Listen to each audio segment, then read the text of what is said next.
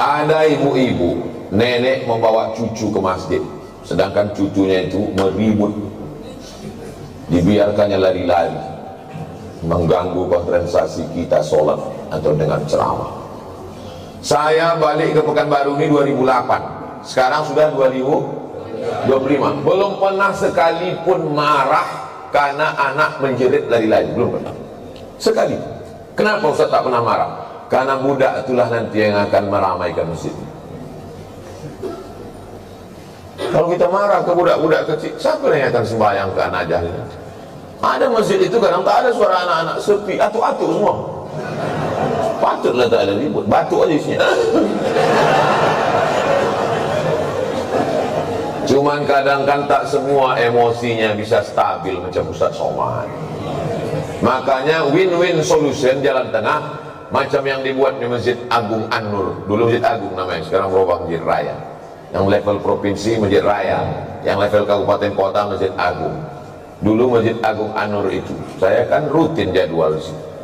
Waktu tarawih, pulang saya tarawih, anak-anak saya tengok dibuat satu shop khusus di belakang. Heran saya, kenapa anak-anak ini tak meribut?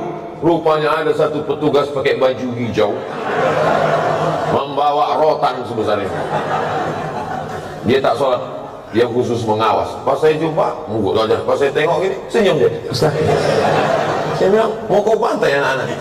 Enggak Pak Ustaz, kalau saya pukul marahlah ayahnya. Jadi itu nakut-nakuti aja. Bagus. Jadi nanti diangkat ada satu security khusus untuk anak-anak.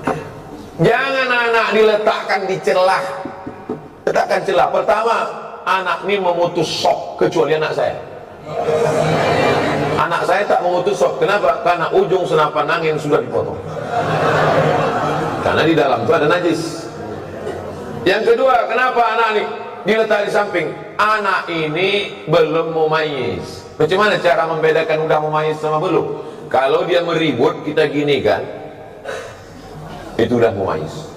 Tapi kalau dia meribut, kita gini kan, dibalasnya balik ke awal. Nah, itu jangan dibawa. 4 tahun ke bawah tak bisa. Dibawalah budak umur 3 tahun, diletakkan di celah samping kita. Begitu kita takbiratul ihram, Allahu Akbar, dia pun berjalan, berlari. Di samping ini ada atuk-atuk yang kacamatanya di bawah. Asal budak ni lalu, atuk ni takut, gitu deh. Gitu deh. Itu waktu salam tuh cuman sekali aja salam. Salam tuh ke kanan cuman. Assalamualaikum warahmatullah. Apa? Berkelayok di masjid. Kalau ada di perumahan ini 100 orang, yang ke masjid itu 50, sudah banyak kali itu. Yang 50 ini pun berkelahi pula lagi di masjid. Bertinju di masjid gara-gara budak berkelahi. Apa kata orang yang tak sembahyang? Untung kita tak ke masjid. Tolonglah kita jaga persatuan ini. Bisa dipahami? Jelas. Insya Allah kalau saya ceramah jelas. Kalau ada orang bilang Ustaz Somad itu tak jelas, telinga kau kokak.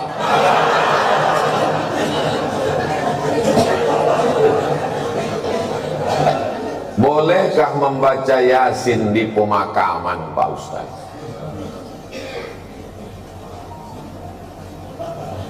Kata Imam Nawawi, meninggal tahun 676. Nama kitabnya Riyadhus Shalihin min kalami Sayyidil Mursalin. Dia mengutip pendapat Imam Syafi'i. Wa qala Syafi'i, Imam Syafi'i berkata, wa in khatimul Qur'ana kullahu kana hasanan.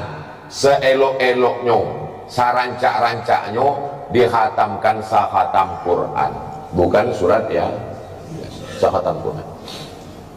Saya tak bisa membacakan sakhatam Quran di makam emak saya, karena makamnya di Sumatera Utara. Saya mau pergi, saya membaca di rumah. Di makam saya minta ada orang membacakan sekhatam di makam almarhumah emak saya, mengamalkan fatwa Imam Syafi'i yang seelok-eloknya dikhatamkan di kubur itu sekhatam. Kalau tak sanggup sekhatam, maka bacalah hatinya Al-Quran. 30 juz 114 surat tuh, mana hatinya? Wa qalbul Quran ya. Itulah mengapa kalau kita ziarah kubur membaca surat ya. Ada 3 hati. Yang pertama qalbul Quran, yang kedua qalbul lail, yang ketiga qalbud da'i. Qalbul Quran, hatinya Quran, Yasin. Qalbul lail, hatinya malam, sepertiga malam, jam 2. Qalbud da'i, hati orang yang berdoa ketika tahajud. Berjumpa 3 hati, hati Quran, hati malam, hati manusia. Maka kata Imam Az-Zabidi dalam kitab Syarah Ihya Ulumuddin, mungkin terkabul doa kalau ketemu 3 hati. Maka bacalah surat Yasin pada saat tahajud malam, habis itu berdoa kepada Allah. Apa kata Imam Ibnu Katsir tentang surat Yasin? Ma quri'a fi amrin asirin illa yassarahullah. Kalau dibacakan kepada perkara yang sulit, yang susah, dimudahkan Allah. Maka kalau saya ziarah kubur, saya baca Yasin, Al-Fatihah, Qul huwallahu 3 kali, Al-Falaq sekali, An-Nas sekali, pangkal Al-Baqarah sampai wa ulaika humul muflihun, ayat kursi, ujung Al-Baqarah lillahi mafis 3 ayat, habis itu tahlil afdalul dzikri fa'lam annahu la ilaha illallah, habis itu hadiahkan pahalanya. Ya Allah, sampaikanlah pahala bacaan nan ku baca iko kepada almarhumah amak, almarhum ayah, atuk nenek, muslimin muslimat yang ada di makam ini. Allah maghfir lahum warhamhum sampai habis. Itulah yang saya ajarkan ke anak saya, ke keponakan saya. Saya kalau balik ke kampung ziarah, saya bawa anak keponakan, saya baca, saya kasih tahu, aku membawa kau ke omak ayahku. Nanti kalau aku mati, buat pula macam yang ku buat ini. Bawa anak bini kau ke kubur aku. Paham? Yo, katanya. Begitulah yang kita baca dalam ulama-ulama. Imam Nawawi. Kalau ada orang di Pekanbaru ini yang tak percaya bahwa bacaan itu sampai pada orang mati, saya tak bisa membuktikan. Karena ini perkara ghaibiyat. Saya hanya bisa menyampaikan dalil-dalilnya. Saya tak percaya, kata dia. Ya macam mana membuktikannya? Maka kalau ada orang yang menantang saya, belum ada lagi. Saya tak percaya. Tolong nama kau lengkap sama nama ayah kau. Nanti kalau kau mati, ku kirim. Kalau tak sampai, cepat kasih kabar. Ini kan masalah gaib. Kalau masalah gaib ini yang ditengok adalah dalil. Ana Rizqi, kharijin min Ma'had Nuril Hidayah Bengkalis. Sa'usallimukum ya Ustaz, kaifa ra'yukum law nastamir ad-dirasah al-aliyah lakim lan najid ridha min walidina. Nama saya Rizki, khirijin, khirijin jamak, mufrad khirijun, khirijun. Saya alumni dari Ma'had Nurul Hidayah Bengkalis. Sa'as'alukum, saya mau bertanya ke Ustaz, kaifa ra'yukum law nastamir ad-dirasah nuwasil ad-dirasah, laisa nastamir, nuwasil ad-dirasah. Bagaimana pendapat Ustaz kalau kita mau melanjutkan ke perguruan tinggi tapi orang tua tak setuju? Mau melanjutkan perguruan tinggi fil kharijid daulah, mau keluar negeri, tapi mak dia tak setuju. Saya ini adik beradik 2. Saya anak pertama, adik saya berdua cuma. Laki-laki dua-duanya. Tak banyak anak mak saya. Jadi waktu saya lulus mau ke Mesir, berat dia mau lepas saya. Aku anakku 2, tak ada anak betino. Semana nanti aku dah tua. Datang buat saya, abang mak saya, menasihati dia. Harimau mati meninggalkan belang, gajah mati meninggalkan gading, manusia mati meninggalkan hutang. Harimau mati meninggalkan belang, gajah mati meninggalkan gading, manusia mati meninggalkan nama.